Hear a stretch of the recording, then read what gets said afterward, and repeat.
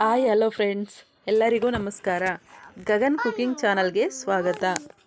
Friends, tomato ಹಣ್ಣು ಬೇಯಿಸಿ ರುಬ್ಬಿದಂತಹ ಗೊಜ್ಜು ಮಾಡ್ತಾ ಇದ್ದೀನಿ. ಬನ್ನಿ ನೋಡೋಣ. ಬಾಣಲೆಗೆ ಸ್ವಲ್ಪ ಎಣ್ಣೆ ಹಾಕಿ ಧನಿಯಾ, 8ರಿಂದ 10 ಕಾಳು ಮೆಣಸು, 10ರಿಂದ 12 ಒಣಮೆಣಸಿನ್ಕಾಯಿ,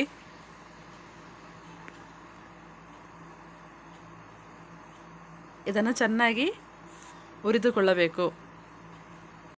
ನಂತರ ಒಂದು ಪಾತ್ರೆಗೆ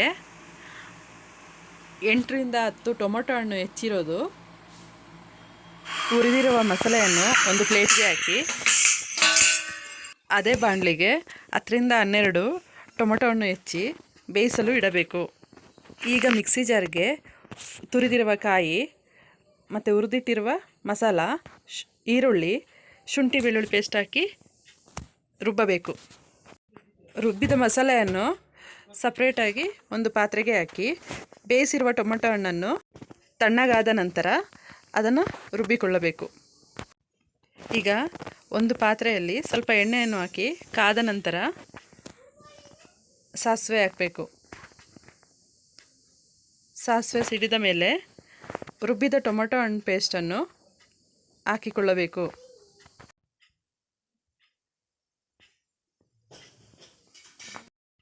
ಈಗ ಟೊಮೊಟೊ ಹಣ್ಣು ಚೆನ್ನಾಗಿ ಪೇಸ್ಟು ಫ್ರೈ ಆದ ಮೇಲೆ ರುಬ್ಬಿದ ಮಸಾಲೆಯನ್ನು ಹಾಕಿ